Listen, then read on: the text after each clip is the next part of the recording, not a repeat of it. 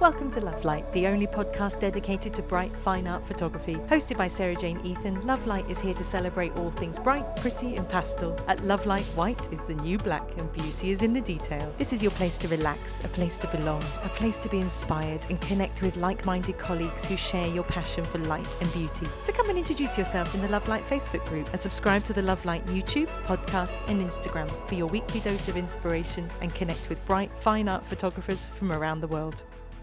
Well, hello and welcome to another episode of the Love Light podcast. Today we are very honoured. We've got Rebecca Yale with us, who is an internationally acclaimed destination wedding photographer who currently lives in Los Angeles with her adorable rescue dog, Margo.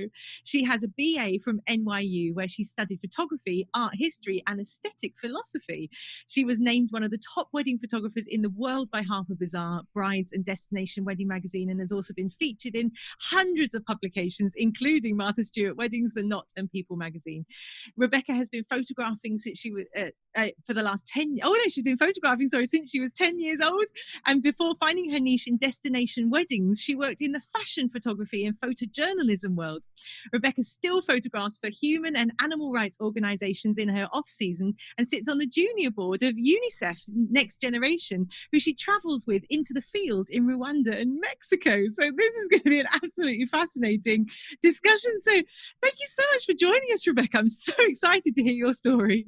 Thank you so much for having me. Very excited to be here virtually across the pond. Isn't it wonderful that we can meet, so many colleagues, and in the past there just wasn't this available to people to actually get this amount of experience from people who've been, like yourself, had a long career and a lot of experience. It's such a gift to us that you're here, and we're so grateful. So we know that your work is stunning and admired by so many. Tell us a little bit about how you got started with photography. 10 years old. So you didn't read that wrong. I was 10. Yeah. And it was on your side of the pond. I went to Europe for the first time when I turned 11 on that trip. And my parents thought I was going to be incredibly bored. So they bought, I guess my sister was 13 and she was incredibly bored, but that's, I think, like a 10-year-old versus a 13-year-old. Yes. Does anything interest you when you're 13 years old? Is everything just boring? 100%. Where I was just wide-eyed and taking it all in and so excited. So they bought me a camera to entertain myself. And I literally filled an entire suitcase with film, which then we got home and we're like, oh, that needs to be developed. Whoops. Luckily they were very nice. And I, made these beautiful handcrafted albums that I was cutting all the photos out. And I just absolutely fell in love with it. I was a really shy kid and I had gone to a really small elementary school and I was about to start at this really big middle school and high school that was fancy and very hard. And my parents were worried I was not going to make any friends. So they were you need to do summer school. And they're do whatever you want. You just need to make some friends. So I picked science and photography. I hated science and I loved photography. And that was it. So that was going into 7th grade and I did it. I was my yearbook photographer. I did fine art classes all through middle school and high school and then went on to NYU for it. I wanted to do fashion photography at that time. And I worked in fashion photography for a couple of years and realized pretty quickly it was not the right fit for me. Really? I love fashion. I love that world.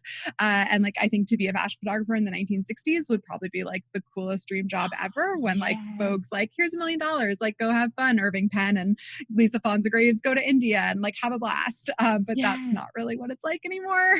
Right. So, interesting. Yeah. I just didn't love it. And I was studying in school, as you said, I did art history and aesthetic philosophy along with photography, which was mostly, I wanted to go to photography school. And my parents were yeah, you're not going to art school. We're not supporting you for the rest of your life. This isn't happening. Figure out a way to actually make money, which was a big thing. My junior year of college, I was in Paris and my mom still jokes with me about it that she remembers I called her with Mom, I have to talk to you. And she was oh God, what's wrong? What'd you do? You arrested in Paris. And I was I have to be an artist. I just can't not. And it was this big realization that I always thought I'd probably end up an editor or working at a gallery or for Christie's or Sotheby's. And I was just I have to shoot for myself. I love it so much. And I dove in and never looked back. I was at that point working more at what I was studying with aesthetic philosophy and art history was kind of along the lines of how you can use photography to motivate social change, which is still something super important to me. Yeah, I love it. It's super interesting. And I'll get more into education later because I can be a real tangent talker. But it's very fun that I've found a way to keep that work part of my life, even within the wedding industry, which is great. I love it. So I worked in documentary photojournalism for a few years and loved it, but realized it was going to be really hard to sustain a career at it. And I'd be traveling like 10, which is like ironic now that I'm a destination wedding photographer. But like, I was like, I don't want to travel like 10 months out of the year. Like I want to like have some life. Which I then I guess had to relearn that lesson like 7 years later. But hilarious. But I loved traveling, and I knew I wanted to keep doing that work and find a way. Weddings were the last thing on my mind. To me, is I always joke about this with my clients. I was not the little girl who dreamed of her wedding at all. I'm not married. I got into weddings because they are the perfect microcosm of everything I love to shoot in one day. I went to a wedding for the first time in like 1 year out of college. It was my cousin's, and I followed around her photographer like those crazy people that like we as wedding photographers like hate. Like her photographer was so nice to me. I was like, I would not be that nice to someone. I'm like, what are you doing now? What are you doing now? What are you doing now? Like, oh, what's that? Like she was so nice to me, which I'm very grateful for. Like I try to remember when people at weddings are like, what are you doing? What's that? Is that film? Wow. I'm like, I'm trying to work. And I try to be like, no, that's how I started. So I kind of like fell into weddings where I went to my cousins and was like, oh, wait, that's everything I love in one day. I get to do the fashion, the documentary, the still life. I get to be my own boss. I get to work with really cool creative professionals.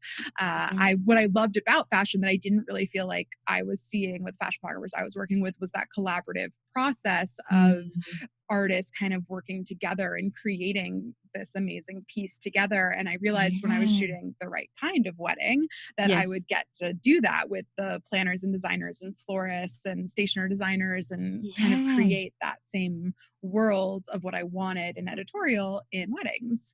That's amazing. So dove in and like late 2011 early 2011 I started doing a ton of elopements. I was living in New York, so like City Hall, so many City Hall elopements, which is like good because I think that's probably what we're going to be doing for a while now. Yeah, that's true, isn't it? Yeah. Oh, you're practicing early. Exactly. Got it all in. Not in New York anymore, but I'm sure we'll have our own version in LA. Yes. And then I shot my first wedding in 2012, like my first big wedding in 2012. Wow. And 8 years How did that come about, shooting your first wedding? So my first two weddings were actually both friends of my sister, which I think I probably lost money on both of them. I had no idea what I was doing. They were both super, super sweet. Could not have been nicer to me doing it. My first wedding that I booked that wasn't a friend of my sister's, which was for in 2013. I'll say one of those weddings was actually the weekend of Hurricane Sandy in New York. So it was like kind of like trial by fire. You kind of figure out real quick how to like respond to crisis. Oh my goodness. And that was my first wedding to get published on Style Me Pretty also. And it ended up in a magazine because it was like a Sandy wedding. So that was like a fun launch into things. Yes. But then the next client who hired me, who like was someone I had no relation to. She was a referral from, I was doing a lot of newborn sessions. That was kind of how I paid my rent for many years. Right. Those like babies in buckets. Interesting. Fascinating. We can talk about that more later if you want to. I love it. Yeah. There was not much artistry to it, but it was really good money and I could do it really easily. And I started that when I was still doing the documentary work. So that kind of, which I can talk about the transition into like full time and building your business more. But I was really lucky that like I never really had any other job other than photography. I like never had a normal 9 to 5, but the newborn work was able to like help me pay my bills. And even though it wasn't artistically fulfilling, it did allow me to be selective in what weddings I took on and really purposely build my career. Because like I said, I knew what I wanted was to be shooting this certain type of weddings. And it's really hard when you're trying to pay your bills to like turn down work, but sometimes you need to to build. And that is the most gutting thing, if you've accepted a wedding that you didn't really want, and then your ideal one comes along, and then you kick yourself. So like, it is really important to just stay true to your vision for your business. I have, there's still like, I'm sure we all have like a couple of those that like, I have one from 2015 in particular that just like kills me.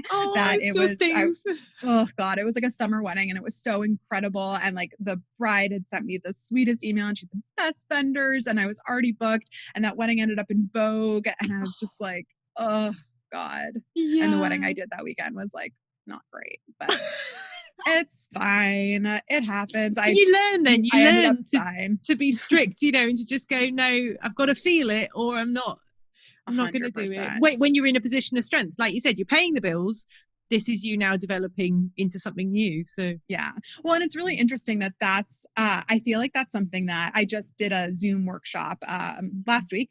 And I think it's something I see a lot of business making mistakes, especially in the wedding industry, is not investing in yourself enough, both like in education, which like obviously I teach, so like I'm gonna say that, but it just in other ways investing in yourself too, like in actual time, that there's like this weird thing. And I think it's maybe because a lot of us don't have, like, I don't have a business background. I took a few business courses at NYU, and then like I read a lot of books, but not many of us realize that like businesses don't make money for their first 2 years and they're not supposed to. So if you're making money in your first 2 years of business, you're actually probably not doing something right. Like you're setting yourself up for mediocrity. Like you're never going to be able to get past that if you don't reinvest in yourself. So like when I run metric sheets for some of my students, it's one of the first things that like, they're like, oh, like, I'm so proud. Like, look at what I'm doing. And I'm like,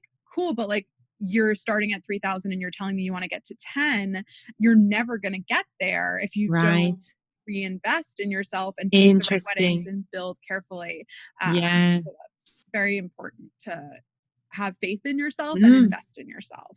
That makes a lot of sense. And so, I mean, that must be why you got into teaching, because you can see how important it is. And I presume that it helped you when you were on your journey. What did you find helped you to progress and to learn? And were there any pivotal moments for you where you were just like, aha, you know, and that was it? You know, you changed how you were doing things.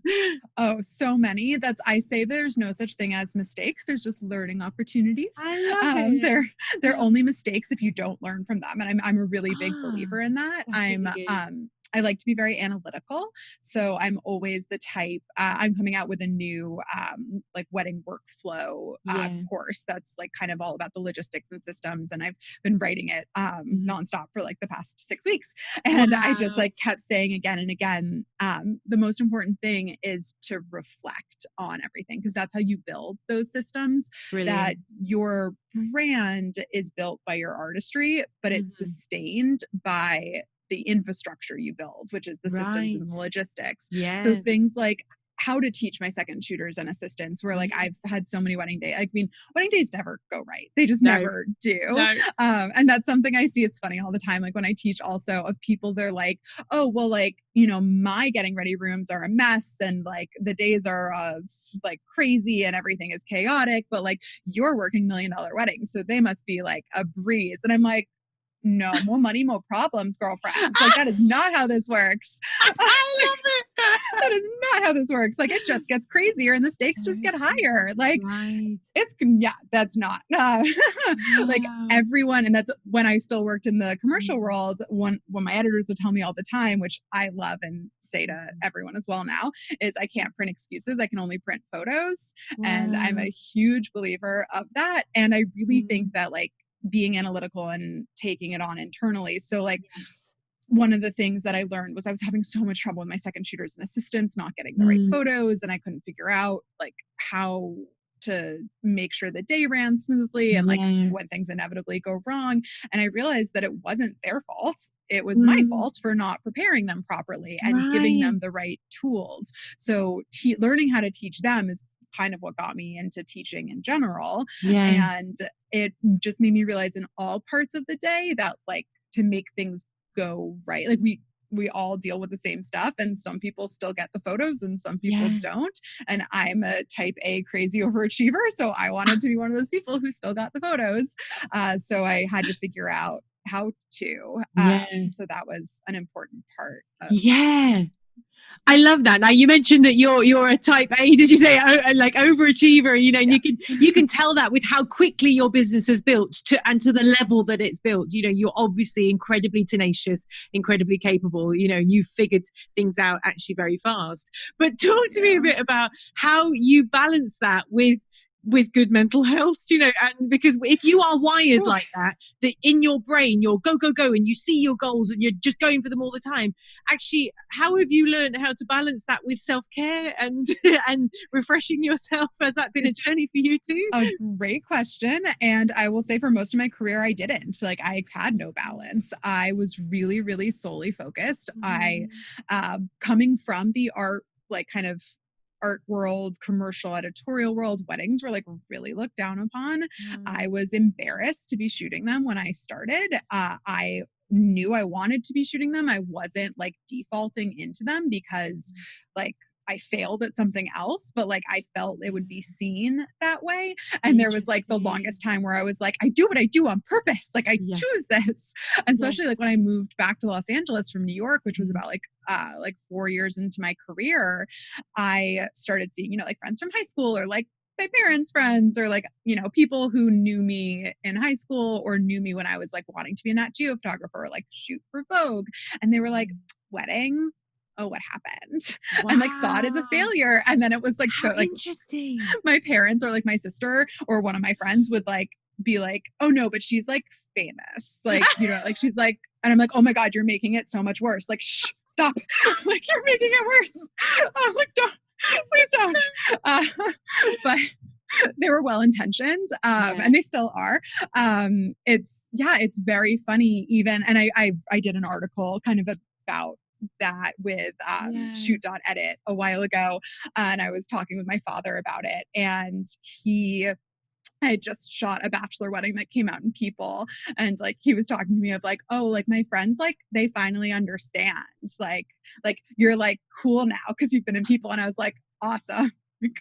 Life goals. Thank you. I think it is hard. And like you said, I think you mentioned before we started the podcast that your parents were like, we're not going to support you if you're going to be an artist, because it's hard to imagine that you can actually make an income. And when because my husband started doing photography before me, and he was saying, you know, you can earn this much. And I was like, I don't think you can from photography. Like I honestly didn't think it was possible. I remember a guest at a wedding saying to me like, do you earn enough doing this? And I went, oh my gosh, that's so awkward. Yeah, I just really simply just went, yeah, like this. And they looked at me like, I make bank. Yeah, like this. I said, well, I've just taken a month off. I said, I had a cruise and a road trip up across America like this. And they went, oh, you are earning enough. I said, yeah. Yeah.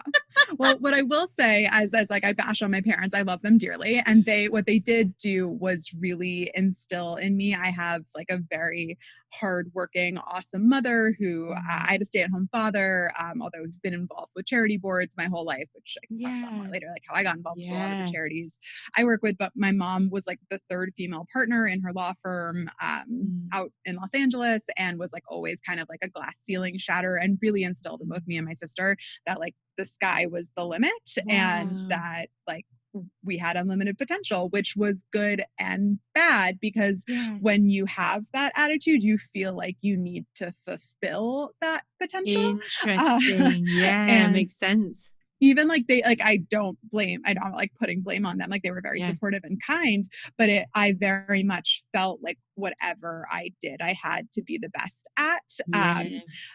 When I was a kid and like people would ask me what I wanted to do, I would say the boss, and people would be like, oh, what? I was like, I don't care. The boss, everything. And I mean, that's pretty much like how I still feel. Like I love being my own boss, and it's still very important to me. I had a big realization in about like 2016, 2017, that there was no such thing as the best. Wow. For a really long time, I Yeah. was like, okay, if I'm going to shoot weddings, like Mhm. I definitely like want to shoot a certain kind of wedding because I'll Mhm. be more creatively fulfilled Yeah. by it and get to kind of have this background that I had in the magazine world in my Mhm. weddings as well. Yes. But I also like wanted, like, I was putting so much pressure on external validation. Like, Mhm. you said that I'm tenacious, which is very sweet. And I definitely, like, I know I'm now a bolder person, and especially when I'm talking about Mhm. photography, like, oh my God, you can't shut me up once you get me started. And like, I love public speaking, but I was a Yeah. really shy person for most of my Wow. life. Yeah. That's why like I was forced to do a summer school Yeah. and like choose photography. And it was really like a camera Wow. in my hand that was the thing that I could Mm. approach people, and like Yes. it was like a shield. So it was like Yes. you didn't actually have to put yourself out there. That And makes sense. then like I was good at it. So like I was my yearbook photographer and people wanted me to photograph them Mm. because they knew I was going to do a good job and make them look good. So like all of a Mhm. sudden like I had this talent. So really my own like journey to Mhm. self-confidence and being outgoing and feeling like I don't want to say validated because that's like Yeah. I'll talk about self-validation later, Yeah. but it went so hand in hand with photography Yeah. to me, Yeah. especially later, like after college, like Mm. really like finding success in weddings, which has been really interesting. I was talking about this with a friend last night that like not shooting right now with everything that's going on with COVID, like I've definitely had a little bit of loss of identity of Wow. like I feel like a badass when I'm shooting. Like I Yeah. love what I do. Like I'm making Yeah. people happy. I'm good Yeah. at it. Like I've built a career I'm really proud of. And there's definitely a loss of Wow. feeling like that right now. I think Yeah. everyone's dealing with Oh, totally. Especially if that, it's been a big focus for you. That's, it's a big adjustment to make. Who am I when I'm not photographing, when I'm not. yes. And so you mentioned about self-validation. Like what does that look Yes. like to you? What does that mean? So for a very long time, I put, I'd say, too much emphasis. I'll be nice to myself. I had a goal of like I'm going to Yeah. be the best, and it's something that actually when I teach now I say to Mm. everyone like you should, and it's I truly Mm. believe like everyone should feel like they are the best. Everyone should Yeah. in their heart think I'm the best wedding photographer. Not just that I can be like that anyone can be, because like you should think your artistry is great. And if there's Yeah. something that you are like, oh, that person does better than me. Like I'm very, and like maybe this is because I went to like a crazy competitive high school that like messed me up in my brain. But I'm like, figure out how to be better than them. And like Mm. not objectively, because that's not a Yeah. thing. There is no Yes. objective best. I did have that realization, as I was saying, in like 2016. Yeah. I was at like lunch with another photographer and they were like, so what's your like end game? Like, what's your goal? And I was like, well, to be the best. And they were like, well, that's not a thing. And I was like, isn't it though? And they were like, no. I love No. it. And it like took me a couple of years to like have that Yeah. sink in and be like, oh yeah, I guess that's not like that's not an Wow. empirical judgment thing. Yeah. But I was so focused for so long. Like Mm. I kept wanting, because I felt a little insecure choosing weddings and feeling like I was turning down something Mm. more prestigious, like if I had gone another route, which is hysterical because I make so much more money in weddings than Yeah. like I would have working like Nat Geo or like Yeah. even like for Vogue. Like Wow. photographers don't make what they made in the 60s. Like absolutely Yeah. not. Like I'm in a much more, but not that money does not equal success. Like I am No. very passionate about that. Yeah. But straight, if you're looking at that, I'm definitely Yes. like more successful now than I probably ever could have been in one of the other Yes. things. But I felt this need to be able to prove myself, and like I Mm. needed to like be like, okay, if I'm doing this, I need to like do it really well. And Mm. I had all these like landmarks in my head that I thought if I reached, I would have made it. And I would Wow. finally feel comfortable. Yes. And oh boy, imposter syndrome is so Wow. real Wow. and never goes away. And it's Mm. something like my mom is a very successful, I won't say her age, but very successful lawyer. And we talk about it all the time that like she still feels it. Like you never, if you're waiting for the moment to feel secure, you're going to be waiting your entire life. And I don't think that's the same as being proud. You can be proud of your work and proud of what you're creating, but waiting for that moment of like, I'm there, like I can relax, never happens. And it's actually like pretty funny now with everything with Corona, because I actually like would say this year, like 2020 was the first year where I was like, okay, like I'm comfortable. Like I'm finally charging what I want to be charging. Like I know I'm expensive, and I was expensive last year too, but I have really high cost. I shoot a lot of film, and I work with amazing second shooters and assistants, and I spend a lot on every wedding I shoot. So like this year was really the first year where like my numbers made sense to me of where I wanted to be. Every year previous, like I've made money, but I've seen myself as investing in myself.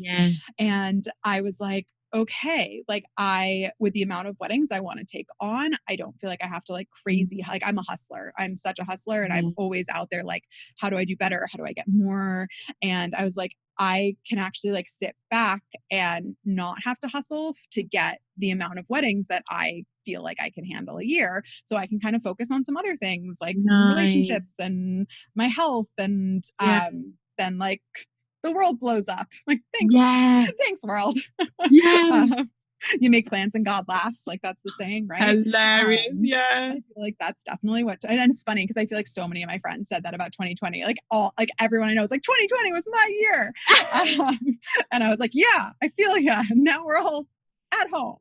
Oh, no. Do you ever watch The Middle? The Middle. It was a comedy show about a family, suburban American family, and there was a really sweet geeky girl it was the middle child, and every year she was like, "This is the year of Sue. This is my year," and then everything would go wrong, and then at the end of the series she'd be like, "That's all right. There's next year," and then it would start again. This is my year. This is the year of Sue. Yeah, I think I've learned to like live. I mean, so I think all of us have learned to live in the ebb and flows in the last few months with Corona. I feel like when anyone asks me how I'm doing, I'm like, I'm a roller coaster. Like, I think I might be manic depressive, really high highs and really low lows. Never knew that about myself. I'm learning a lot. I think we all are. I think it's a great time for introspection to just go, oh, why do I do what I do? Who am I?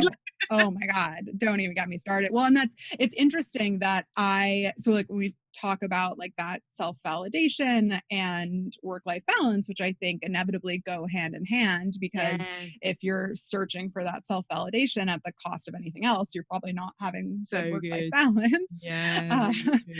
Go hand in hand. So I went through like a pretty big health scare in 2017. I had an injury that didn't know what happened, or like there wasn't, it was an injury without cause, as the doctors like to call it, where I just like started having like crazy pain, like first in my hip and then my lower back, and then it like went down my whole leg, and then my other leg started hurting, and like couldn't figure out what was going on.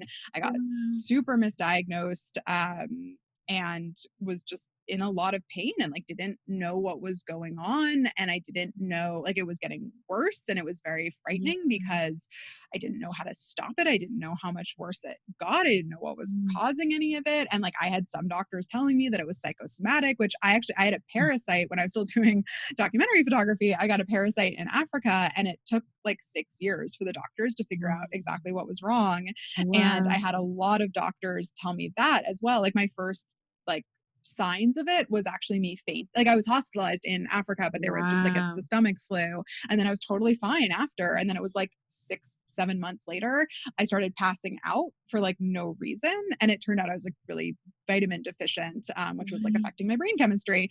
But it took 6 years for them to figure it out. And I had so many doctors be like, it's psychosomatic, like it's his anxiety or stress, like women's issues, you know? It's so fun to be a woman.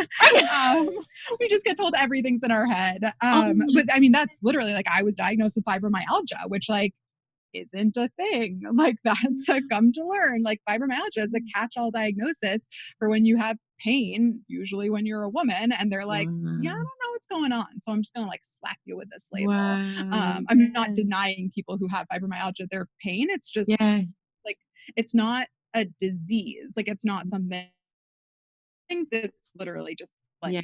a classification basically. Yeah. And finally I had doctors figure out what was wrong. And I have a genetic condition that like affects my ligaments and tendons. So I was able to go into physical therapy and build back up strength and still keep shooting. But there was, and it's never affected any of my work, even before I had my diagnosis. I mean, I remember when I shot the Not Dream Wedding in 2017, I like went straight from like doctor's appointments. I was supposed to do a treatment and I was like, and it was supposed to have no side effects, but I was like, yeah, I'm just gonna wait in case. Like, this is like the biggest wedding I've ever shot in my career. Like, I'll do it after. And thank God I did, because it like actually like did go really badly, and I was like paralyzed from the waist down for 3 days. And I was like, good thing I didn't do this before the Not wedding. But I still like the day I like I started like it wasn't like 3 full days. Like it was one bad day, and then I like kind of got my strength back. But like that third day I got on a flight to New Orleans. Like that's just like what my life was like for a while. And I burned out hard, both emotionally and physically, and was just like, I can't do this. Like I need to reevaluate what's important to me, which has now been really interesting with Corona, like dealing with the mental health of it. I have a lot of friends who've been like so frightened of getting it and like what happens to me if I do, which like I think that's fair for anyone to be, but like a little like irrational anxiety, which I mean I don't think any anxiety is irrational, but just like the constant like focusing on it, which isn't healthy. And they were like, how are you not, like you've dealt with so much? And I'm like, yeah, like I live every moment of my life like one wrong step from like screwing up my health. So like you've had a lot to cope with. You learn to deal with it. And that's, I do think like the cope, like you do learn, and it really does make you give thought to what's important. And I do think that at that point I was like, okay, I need to refocus on what's important to me. And I remember coming home from some wedding. My dad always drives me to the airport and picks me up, which is very sweet because my mom and dad watch my dog for me when I'm out of town. And I remember like being in the car with him. I think it was right after the Not wedding actually. And I remember being like, have I made it? Can I relax? And like not asking for his approval, but just kind of like speaking. I think I was delirious probably, and like speaking aloud from like lack of sleep. And I just like remember that feeling and thinking like, okay, maybe I can slow down a little. Like, am I at a point that I feel validated enough to rest? And of course not, because that doesn't exist. And what's funny, like with the Not wedding, like this is a story I tell all the time when I do public speaking, that I think people like put too much emphasis, as I used to, in a lot of the awards I've won and a lot of the publications, which like, yeah, sure, like they help you raise your pricing, they help you justify your pricing. Although I have plenty of friends who charge even more than I do who don't have those same things. Maybe they took a little longer to build, but some of them not. Like we all have our different paths. But the night, so I was on my way to shoot a wedding in Newport, Rhode Island. That was very good friends of mine. My sister was their flower girl, and her husband was my adult grown sister was their flower girl, and her husband was the officiant. And it was the day of the daytime Emmys, and I got the call I got the call the day before that I was going to be shooting the Not Dream Wedding, which was very exciting. And I got the email in that car ride from New York City to Rhode Island with them that I had won the Rangefinder Grand Prize Award. And I had lost the Rangefinder 30 for like 4 years in a row at that point, which I was like very bitter about because I put way too much stock in those silly things like we all do. And I just like burst into tears and I felt so good. And I remember like calling my parents and being like, oh my God, like I feel like I've finally like I'm good. And then that night, my sister won an Emmy, and I was like, oh, cool. Like, oh, bless you. There goes all of my like, and like, she was super sweet. My sister's always been very supportive and kind. Like she's like, we're close and I love her, but it was like kind of funny of like, you know what people have heard of? An Emmy. You know what people haven't heard of? A Rangefinder Grand Prize Award. Which like, hey, mine came with money. Like her Emmy didn't come with money. I got $2,000 for mine. Not that it's a competition. But it was, you know, it's this constant reminder that like still need sometimes of like, this stuff doesn't matter. And in my head for so long, I was like, okay, I'll know I've made it. There were like a couple things that like I felt were like the thing. Like Martha Stewart had their list of like top photographers that came out very early on in my career. It has not been updated in like 6-7 years, but like I was like, I want to be on that list. I want a cover of Martha. First, I just wanted to be in Martha, and then of course I got a 2-page spread, and I was like, oh wait, but there's 8-page spreaders. So like this, like yeah, okay, like I want an 8-pager, and like wasn't happy with it. And then I was like, I need a cover, and I want to be on their list. And I remember it was the day before my 30th birthday. How lucky was I? I was in Italy because I was shooting a bunch of weddings in Europe. So I was getting to celebrate with really like amazing. We rented an Airbnb with some friends and my sister and her husband. And like so lucky that my job affords me that ability to like take some time and have fun in between some of the destination weddings. And I got an email last night in my 29th year, telling me that I was being put on Bride's best of list. And I was so excited and I was crying and like popping champagne. And then I got a text like maybe a half an hour later from a very good friend telling me that Martha was shutting down. And like, obviously my first thought was of Shira, who I love and adore and has been so supportive as a friend and a mentor, the Real Weddings editor at Martha Stewart. And still like she's editing my course right now for me. She's still my editor and I adore her. So like first I was like, oh my God, like poor Shira. But then like second, which I should have stayed on the like, I hope Shira is okay for longer, like as a dear friend of mine. Sorry, Shira, if you're listening, I love you. But the next place my mind went immediately, instead of like still being happy that I was being put on Bride's list, was I'm never going to get my cover. I'm never like, how do I know I've made it? Like the goal that I've been working for the last 7 years just fell away. Like, what do you do when you're throwing a dart at a target and the target disappears? Like, what do you do? And I felt lost. Like it was, and I was so upset. And I remember like my sister and my friends were like, girl, you just got put on like the best of list by Brides magazine, like calm down. And I was like, but that, like I was so fixated on it.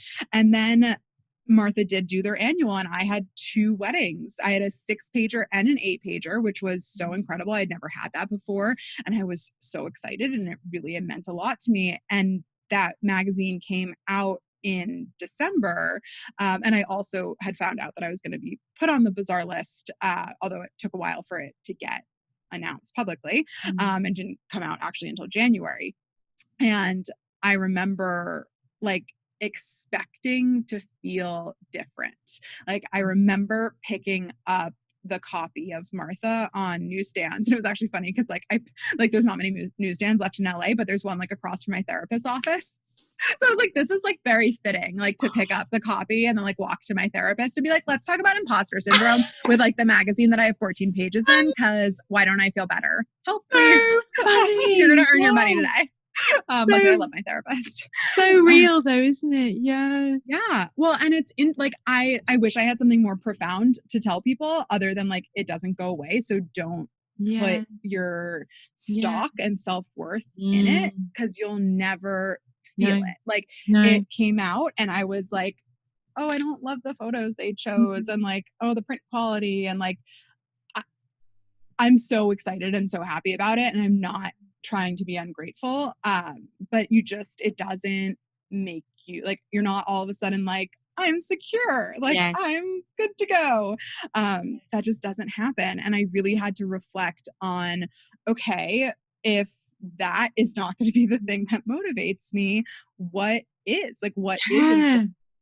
And I realized pretty quickly that what was important to me was creating art that I was proud of, that I really wanted to look at what I was making and feel. I always say this to clients that like, I care about your photos like 100 times more than you do. Like and I tell this to my mentees or students when they start working with me, I'm like, I'm going to be harsher to you than anyone's ever going to be probably ever again.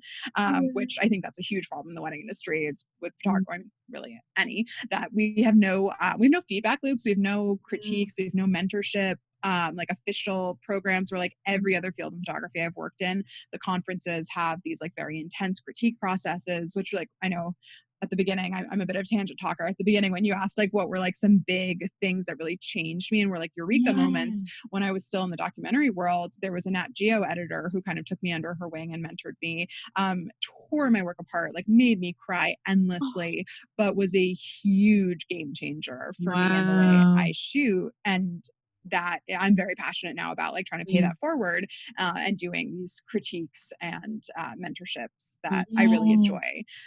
So that's really like how I found what motivates me. And I remember in 2018, I think, I was like super exhausted. Like 2017 was like my burnout, like health issue year. So like 2018 was supposed to be like my less. And I realized really quickly that I'm not good at saying no to things that I want to do. Like it's really easy to say no. Yeah, right. Like it's easy to say no to things you don't want to do. And I even like, I find it pretty easy to say no to money, which I know is a luxury, and it's because like I've been able to build my business, so like feel comfortable. But like if it's taking on an extra wedding that I don't really want to do just because of the money, like that I'm cool with saying no to. But if it's a wedding that like I'm gonna enjoy and that I think is gonna move along my career, to what end, like to what I'm moving towards, who knows? But like in my head, it's moving me to a certain point. I'm not gonna say no to it. And that's how I ended up in 2018 with too many weddings also. And I really had to be like, because I used to have like a cap where I'd be like 25 or like 30 or whatever it was. And I realized I was always ending like 3 or 4 above that. And I thought as I raised, it would just kind of take care of itself. Cause I was like, I'll just have less people who want to spend that money on me. And that, I mean, very lucky again, like knock on wood, that wasn't the case. And I still had people coming in the door. I'm now kind of at a point where like I'm at a high enough price point that it does so I mean I could, if I wanted to do weddings I didn't want to do at all, I could probably take on more, but it really does kind of self filter at some point. But yeah, if I think it's going to be good for me and exciting and fulfilling, I'm not going to say no to it. And at the end of 2018, I was so burned out. I was so exhausted. I was like starting to, I had an injury with my right hip that I dealt with physical therapy, but like still had issues with. And I was starting to get the injury in my left shoulder, which is a big injury for me now that I struggle with. And I remember I went to see theater with my family, and I was sitting at the restaurant, and I got an email from the bride. I just like flown back from Napa from shooting a wedding that was like a Friday and a Saturday, and it was I think it was a holiday weekend, and maybe like Veterans Day, and we were going to theater, and I opened the email from the bride, and it was her just like telling me, because I do a next day preview, which I love and I'm very passionate about. I encourage all photographers, even like I'm a film shooter, I care about my tones endlessly, but still like even if it's in black and white, it doesn't matter. Like it makes your clients so happy. And she wrote me this email that like I still remember. I printed it out. I have it somewhere around that I'll like look at it occasionally when I like need a boost. And it was just like her saying like what a gift these photos were to her and how much it meant to her for me to be there, and like how like kind I was, and just like the gift of these photos. And I like burst into tears at the restaurant, and my family's all like, oh God, Rebecca's gone crazy. Like what's happening? Although my mom was like, yeah, I get it. Like that's, you know, she's a crazy workaholic too. So she was like, that's why I do it also. And that like, and I still struggle. I'm like, okay, that's still kind of external validation. Am I allowed to like be happy with it? And I think it's okay to be happy making other people happy. I think that's different than being happy because of someone giving you an award or a publication or something that like is about making yourself happy and feel validated, where making someone else happy, I think, is a more worthwhile cause. Yeah, I love that. And I think what you've said will resonate with a lot of people, because I think it can be a lonely job. being a photographer. Yes. And when you're in the office on your own, you have time to overthink and overanalyze. and like you said, everything suddenly starts to feel more important than it is. So you see other people winning awards, you think, oh, I need to win an award, or shooting certain clients, and you think, oh, that's making it, I need clients like that. And it makes you so dissatisfied with where you are. And it's so toxic to feel dissatisfied, because like you said, and I think it's incredibly encouraging to have somebody who has achieved the heights that a lot of photographers are aiming for now, and is able to say with hindsight, it doesn't fulfill, not in and of itself. It's a fun place to get to, and it's a fun challenge, but it doesn't solve that feeling inside of you, that imposter syndrome. And that, I think, is just so helpful for people. So looking back on your younger self, what do you wish that you had, how would you change your mentality if you could do it again, to actually mean that you could enjoy the journey and the highs and the lows and the ups and the downs and the plot twists, and all of this? I don't know. It's hard. I'm very stubborn. And it's hard for me to imagine myself taking that advice. I have this one mentee who, like, she's so cute. She's so much like me. And she, when I was talking to her about imposter syndrome, she was like, easy for you to say, being like where you are. Like, and I was like, sure. But I really it doesn't change things. Like, you get it and you start looking around for, okay, what's next? Like, if you're climbing a ladder, that ladder is endless. Like, it's the Nietzsche endless circle thing. Like, you just which, like, aren't we all feeling like we're stuck in right now? Like, it's that endless ladder that just goes around and around and around.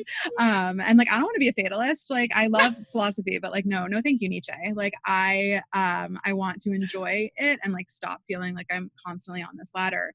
I think what I would tell myself, God, is that it's not a race, that there's no finish line, that it doesn't have to,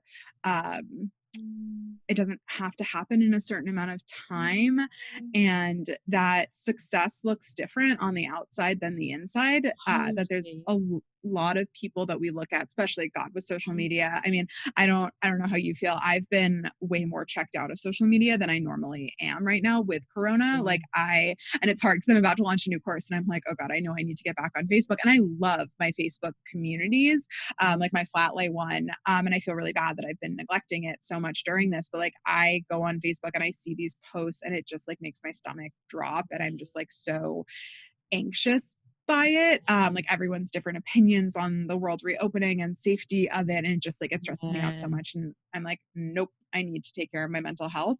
But I think that, right, I think that attitude with social media in general, like, we all need to take a little bit more of, because we'll look at other people's lives and think, oh, like, they have, like, that's, I mean, I always use like my 2017 as an example. That like, anyone looking at my world from the outside, and like, I wasn't talking about any of my health stuff at that point either, because like, I didn't know what was going on and I was scared and I didn't want to scare my clients.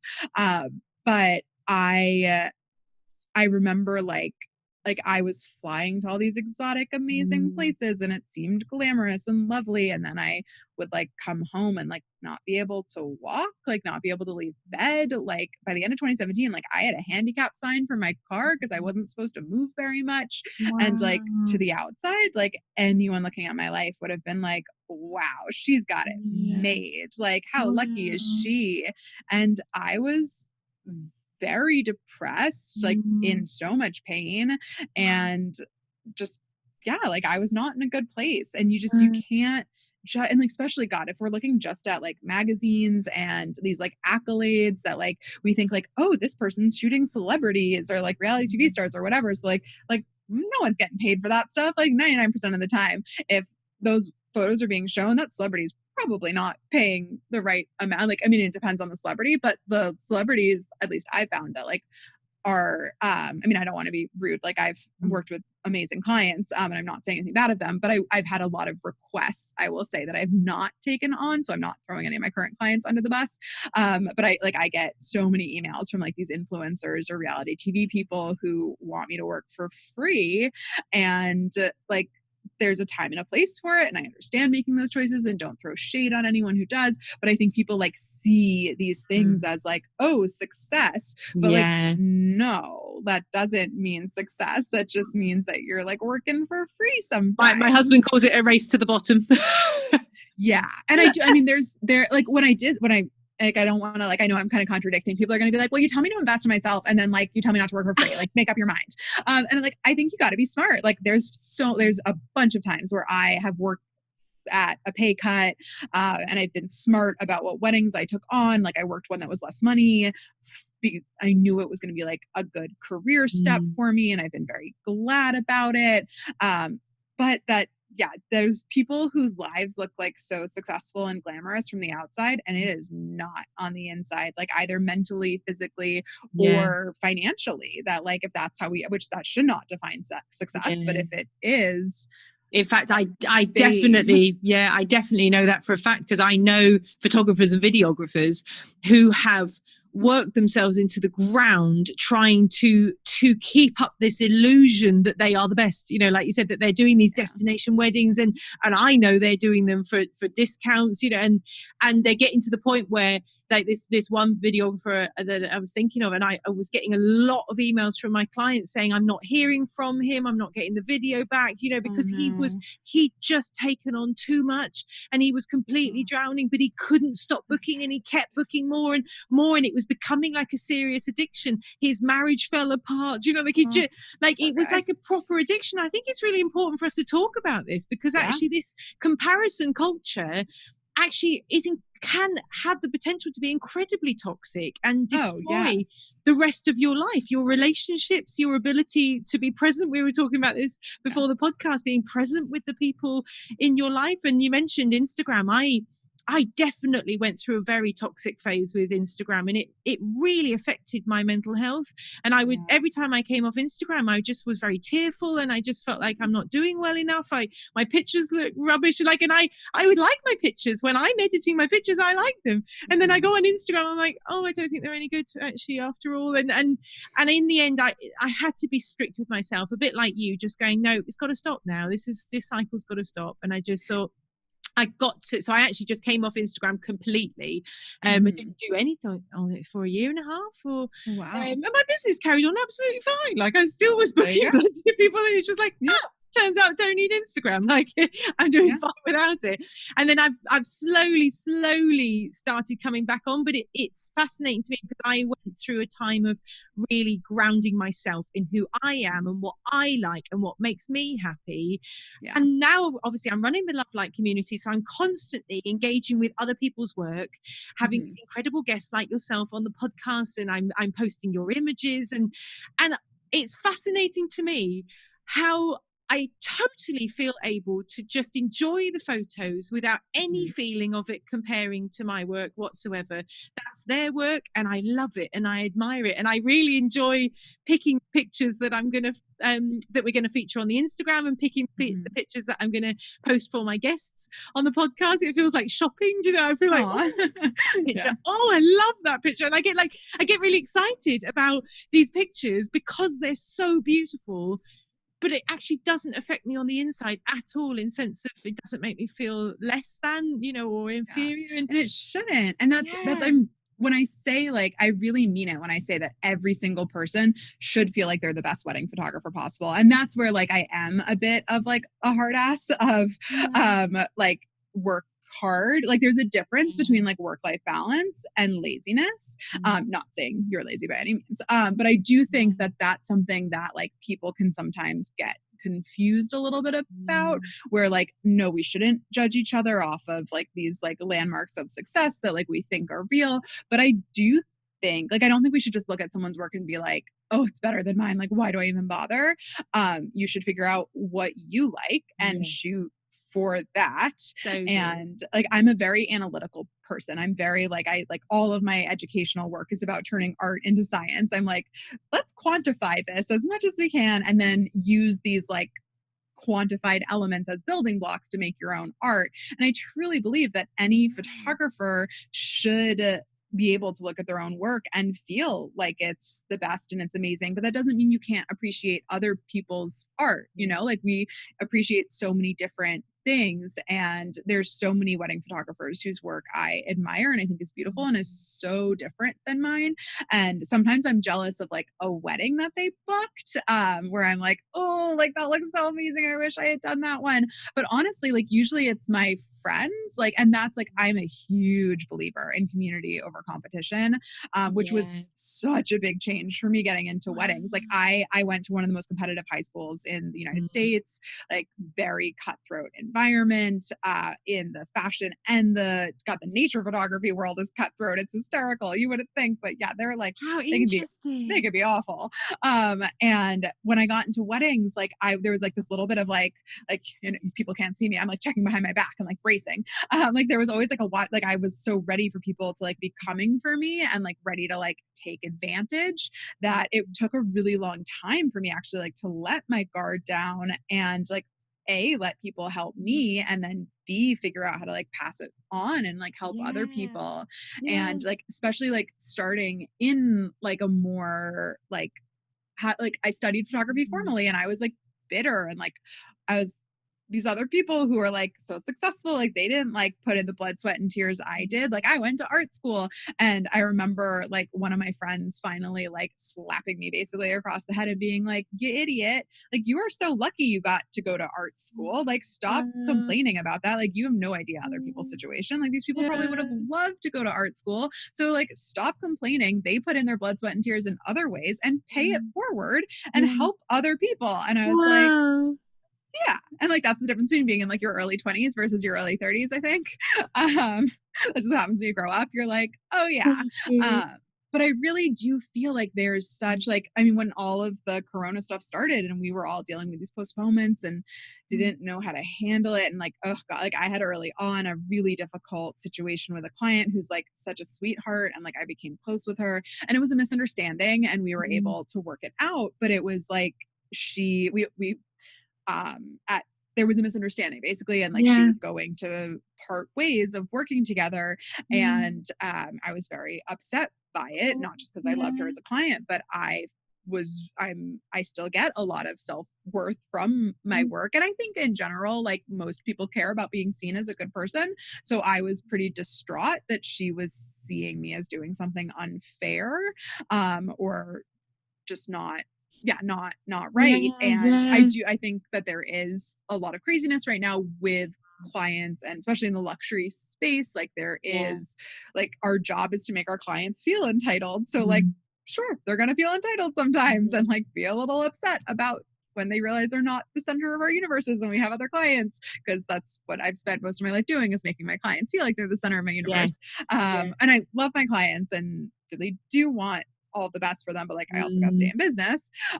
So I convened like a group of, I think there were like about 15 of us, all over the country, like wedding photographers that, kind of are around the same price point and maybe, dealing with some similar things. And we just like had a huge Zoom powwow to like catch up on how we're all and like it was really interesting because we all walked away with different policies. Like it wasn't at all like we were setting like an industry standard for us all to follow. We all walked away with really different ideas of how to handle it.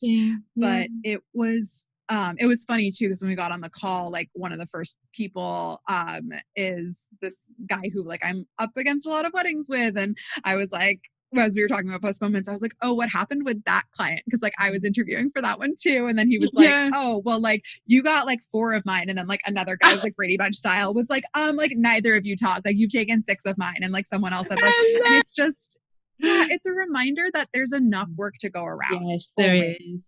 And like for every wedding that you're losing to someone like, and like bad about it, there's someone else losing a wedding to you, or like even that same person, like just a different wedding.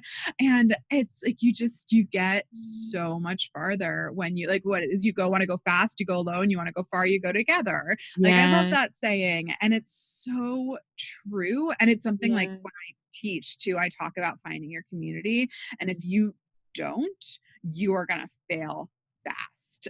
Just like strict business of it. Like you Yeah. need someone to send referrals to and to send referrals back to you. You need Mm. someone to look at your submissions and help you decide, like, is this for Bazaar? Is this for Martha? Is this for Grace Ormond? Because those are all very different brands. Like, how do I whittle this down? Like, if you don't have that support system Mm. and friends to like cheer you on and help Yeah. you out and give you harsh critique when you need it, you're not gonna get very far. Yeah.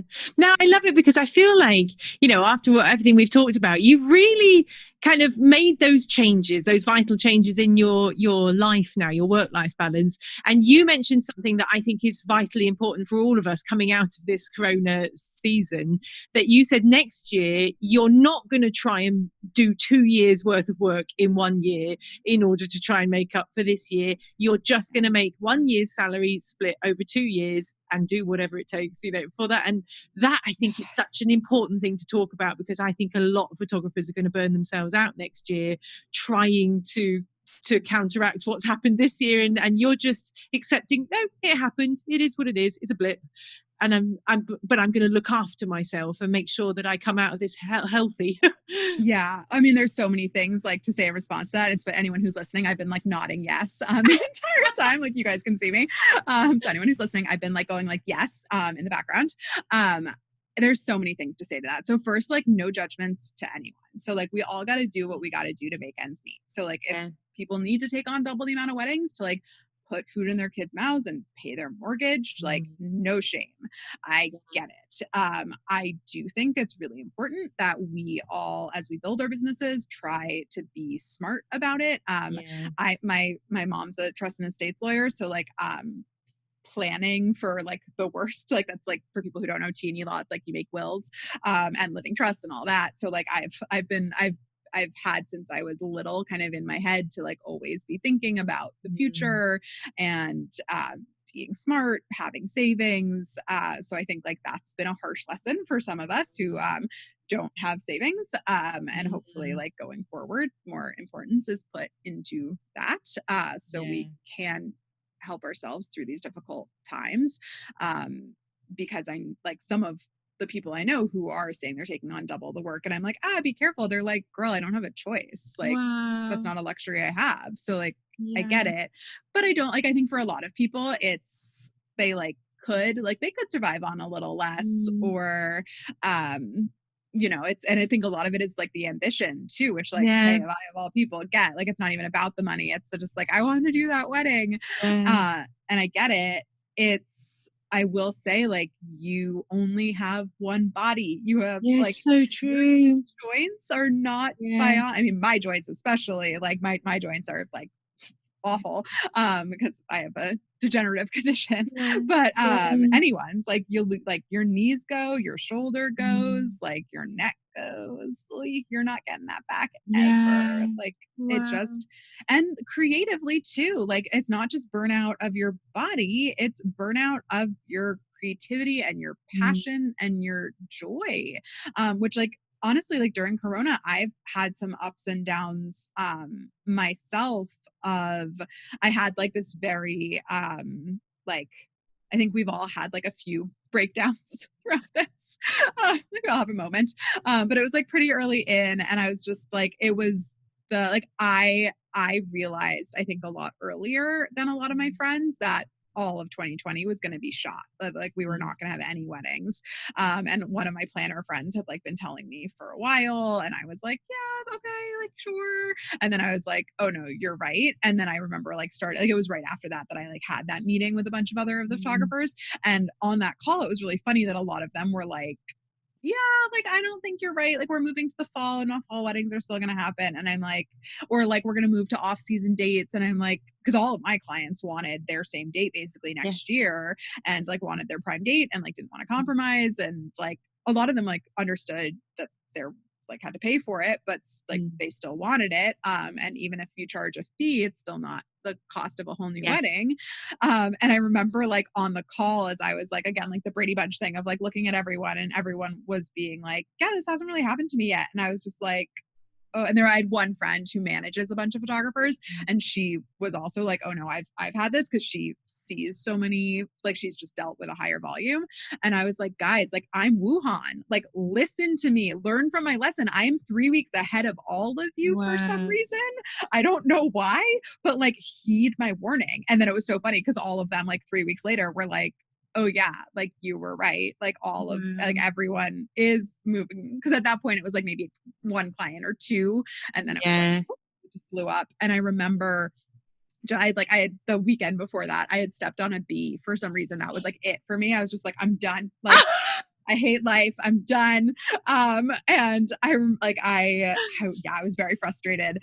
I had kind of come to this moment of realizing that all of my weddings were moving, and I had just done this big campaign fundraiser for UNICEF, which like it was great. We raised $18,000. I'm very proud of it. We worked really hard on it.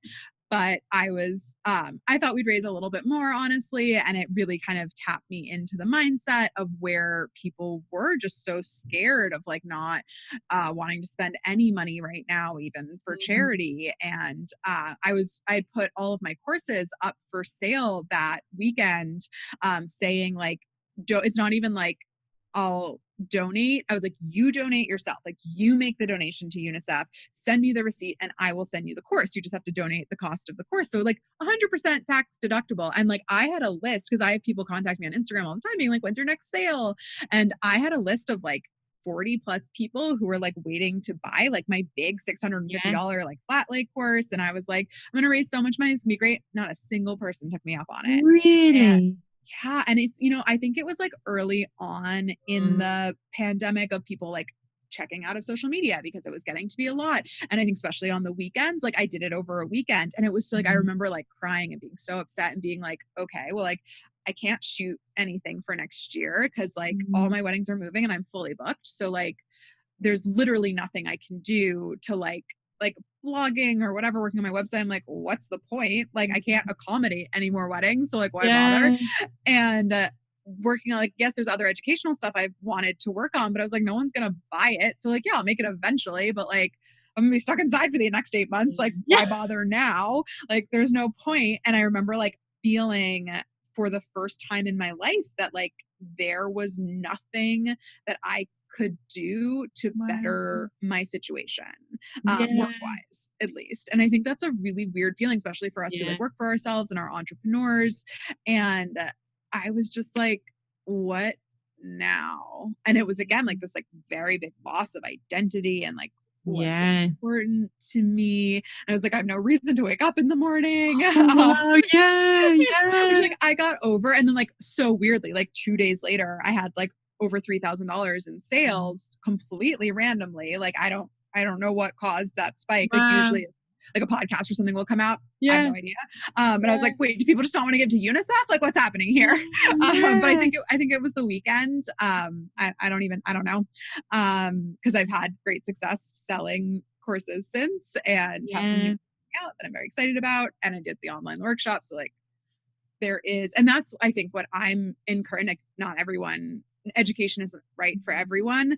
But I think getting creative about other alternate revenue streams, I think passive income in general is really, really important to think about. I did my first e-courses when I was dealing with my health stuff and was like, if I have to take on less weddings or incapacitated for a while, having something that still generates some income for me was really important. And I really enjoy it. Like finding something that I was passionate about. That's like, I've always like, I get asked a lot to like put my name on things, like especially with like flat lay like stuff, like styling. People will like ask me to endorse it, and like if I don't use it, I won't. I am very passionate about that, of like, I will not endorse something, I will not put my name on something, I will not sell something that I feel is subpar. It's actually something like I struggle with my e-courses, because like the editorial guide course that I came out with around this time last year, like I wanted it to be at a much cheaper price point, and I put so much into it, and like all of my editors and friends were like, oh girl, like you cannot charge that for it. Like, you need to raise it. And like, I compromised like from like what they said and what I wanted, and like did something more in the middle. Cause I was just like, I don't want to charge. Like, I actually, like, I mean, I know I usually make more money when it's less, cause like I sell more of them, cause cost prohibitive pricing and all that fun economic stuff. That's probably a whole different podcast. Yeah. But I would not, like, they were like, well, why don't you just take something out? And I was like, hell no. And that's like the same way I feel about my wedding workflow one. And like, I have a price point. I'm not going to say it.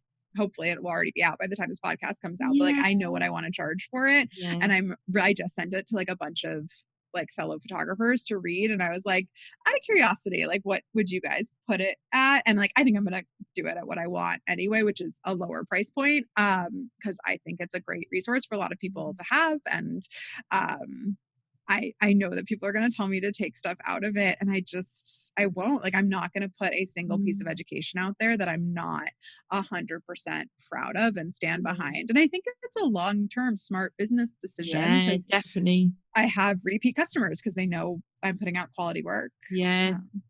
So this is fascinating. We've massively run out of time. So can you just give us a quick list of the resources that are available, the courses that you do have available, and mentoring options with you? Oh, sure. Yes. Yeah, I told you I'm a talker. Sorry, guys. I love it. You've been the most wonderful person to talk to. Oh, thank you. Yeah, I could talk to a brick wall for hours if you let me. And you're much more fun to talk to than a brick wall. I do not mean it like that at all. You're lovely to talk to. So my resources, I have my first course was More Than Pretty Tones, which if anyone is interested in aesthetic philosophy, semiotics, kind of some of that stuff that I was talking about earlier, I like to think like it's kind of a intro into it. It's a really fun 45-minute course that just goes over so many different things. It's basically the idea of creating more meaningful images, both with content and with composition. So it goes over 1,000 different topics in a quick 45 minutes. And basically semiotics is the study of signs and symbols. So it's why our brains interpret imagery the way we do. So it's how can we like use these things to create objectively stronger images, because it's objective. And then that led me to my flat lay course, which I have. You can either buy like the whole thing, which are these 3 very long videos and a hour-long introduction, which the introduction is my favorite piece of it. And I actually put it for sale separately. And it's $99. It's my best selling piece. And I'm really, really passionate about having, like, I'm like, if I put it, it's basically the 10 elements of composition. And if I had put that out, no one would have bought it. But I was like, when I apply it to flat lays, all of a sudden, like, people are all interested in it. Yeah, right. But it's a really easy way to like, flat lays are such a great way to internalize composition, because that's all they are. Like, all they are is composition, because it's a flat image. There's nothing else. So that's my favorite course, because you can really like apply it to everything and just become a better artist in general. Love it. Shooting with an editorial edge was my version of like how to get published. But it really went like, I hope it goes a lot further than that. And it's all just about shooting with an editorial style, how to create color stories, how to play up what you've got, how to make the most. And like, really, like, when we talk about like rising up and like leveling up your business and your work, that course is great for it, because it's really like how like the same photographer can make a $20,000 wedding look like a $200,000 wedding, or a $200,000 wedding look like a $20,000 wedding. Oh, so true. Shoot it. Yeah. So it's like some of those like tips and tricks of like how to make it look its best. And then I have my brand new one coming out, all about wedding workflow, which is those like systems and logistics of like, how do you set yourself up for success, and how do you set yourself up for when shit hits the fan, because inevitably it always does, and we still have to get our work done. And then I've got posing guides coming out later in the summer that I'm very excited for, that will like break down. I have one on like brides and grooms separately, one on couples, so brides and grooms, grooms and grooms, and brides and brides, and then one on group posing, bridesmaids, groomsmen, family, Vanity Fair style photos, all of that fun stuff.